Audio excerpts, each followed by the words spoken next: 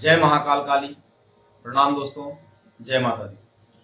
दोस्तों, आज का विषय एक प्रश्न पे है। एक जिज्ञासु मेरे मित्र हैं जो कि जाति से वानिया है, वो गर्ग हैं।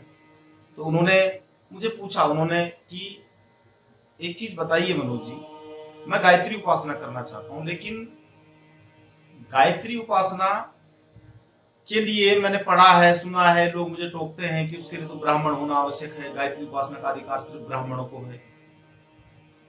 तो आप मेरी शंका का समाधान करें। तो जो विवेक बुद्धि से और महाकाल काली की कृपा से और गुरुदेव की कृपा से विचार आया, तो मैंने सोचा आप सबके साथ साझा करूं। दोस्तों, जो हमारे सनातन में वर्ण व्यवस्था है, वर्ण व्यवस्था का जो बनाया गया था सिस्टम, वो बेसिकली कर्म के आधार पर बनाया गया था। यानी कि 4 कर्मों के आधार पर वर्णों की स्थापना की गई थी। जैसे ब्राह्मण जिन्हें कहा गया, उनका अधिकार था शिक्षा ग्रहण करना और फिर अन्य जो 3 अन्य वर्ण हैं उनको शिक्षित करना। क्षत्रिय का कर्म था कि ब्राह्मणों से वो ज्ञान अर्जित करके अपनी शक्ति का जो है संवर्धन करना और शक्ति का संवर्धन करके अन्य जो 3 वर्ण हैं कि ब्राह्मण और फिर वैश्य और शूद्र, इनकी सुरक्षा का ध्यान रखना। फिर आते थे वैश्य वर्ण।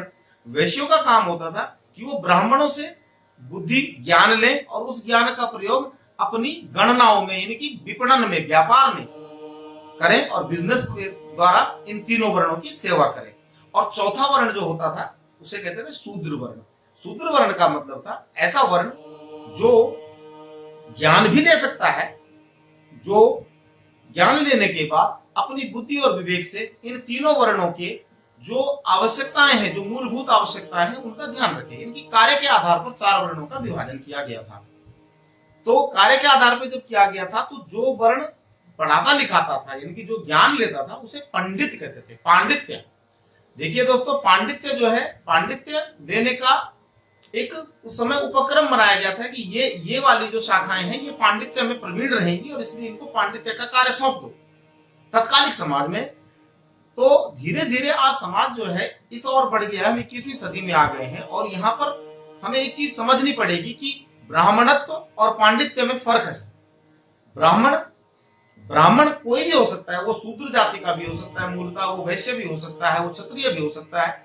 ब्राह्मण का मतलब है कि यदि किसी के अंदर प्रारब्ध की यात्रा के अनुसार अथवा अपने संस्कारों के अनुसार, किसी विशेष कृपा के अनुसार उसके अंदर यदि ज्ञान और उसके अंदर जो है विवेक और प्रेम का अगर उदय होता है, भक्ति का उदय होता है, तो वह व्यक्ति फिर जातियों के बिल्कुल दूर हो जाता है। वो व्यक्ति निश्चित रूप से जो है सारे समाज के लिए एक प्रेरणा का विषय बन जाता है, एक श्रद्धा का विषय बन जाता है, भक्ति का विषय बन जाता है। अब मित्र ने पूछा कि क्या मैं गायत्री उपासना कर सकता हूं? तो देखिए, गायत्री उपासना कोई भी कर सकता है। मैं बिल्कुल नहीं मानता ऐसा कि गायत्री पर सिर्फ ब्राह्मणों का ही विशेष अधिकार है। हर वो व्यक्ति ब्राह्मण है जो गायत्री के प्रति मोहित है। गायत्री ब्राह्मणों का श्रृंगार है। ब्राह्मणों का श्रृंगार होने का मतलब है मानवता का श्रृंगार है। गायत्री प्रकाश की बात करती है। गायत्री हमारी जो बुद्धि है उस बुद्धि को निर्मल करने की बात करती है। गायत्री हमें पवित्र करने की बात करती है। और यदि समाज किसी भी स्तर पर पवित्र हो रहा हो, चाहे मानसिक स्तर पर, चाहे शारीरिक स्तर पर, चाहे आर्थिक स्तर पर, अगर शुद्धिकरण हो रहा है, यदि शुद्ध हो रहा है, तो मैं बिल्कुल नहीं मानता कि फला व्यक्ति को गायत्री करनी चाहिए और फला को नहीं करनी चाहिए। वैसे तो दोस्तों, मेरा मूल मानना ही यह है कि मैं कभी भी अधिक नियम कानूनों में पढ़ने वाला व्यक्ति नहीं हूं और ना मैं किसी को सलाह देता हूं।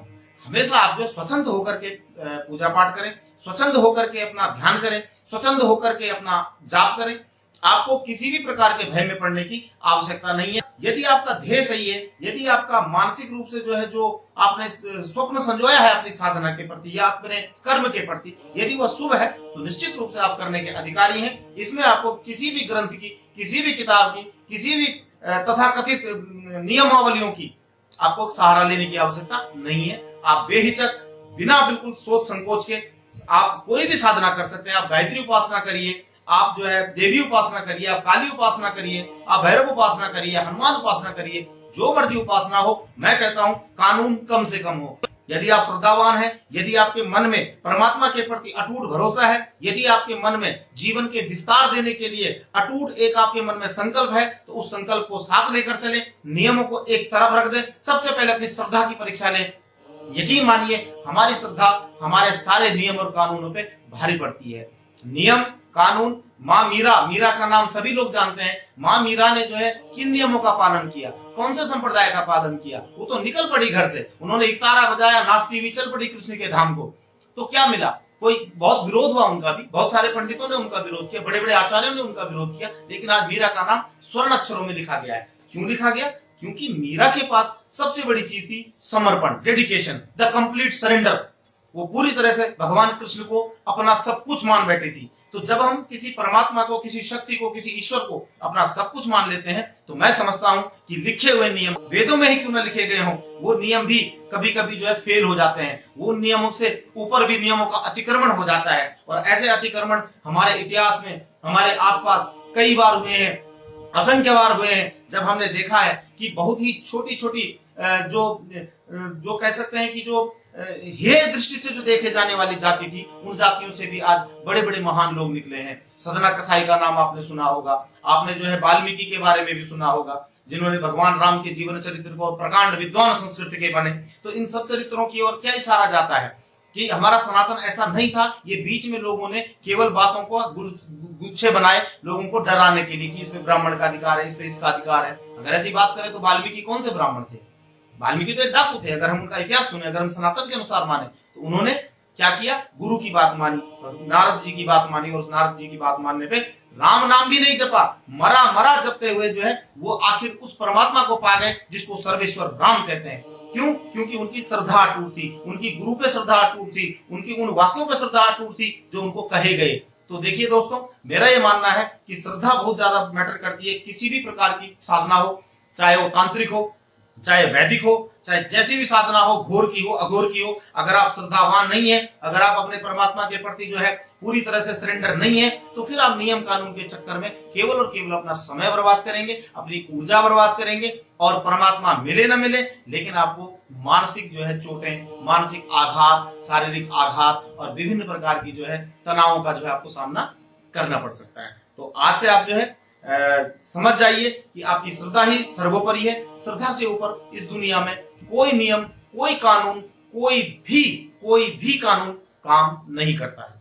तो आज के लिए इतना ही, और अंत में मैं कहूंगा कि आप मेरे चैनल दिव्य दुर्गा तंत्र पीठ को अधिक से अधिक जो है लाइक करें, सब्सक्राइब करें, और घंटी वाला बटन, बेल का बटन दबाएं, ताकि हमारी जो ये गुफ्तगू है, जो हम बातचीत चलाते रहते हैं, ये आप तक अधिक से अधिक पहुंचे, आपके मित्रों तक पहुंचे, और आपकी सलाह और आपके विचारों का भी स्वागत रहेगा, प्रश्नों का भी स्वागत रहेगा। तो इन्हीं शब्दों के साथ आज मैं इस विषय को विराम देता हूं। जय महाकाल काली, जय माता दी, राम राम।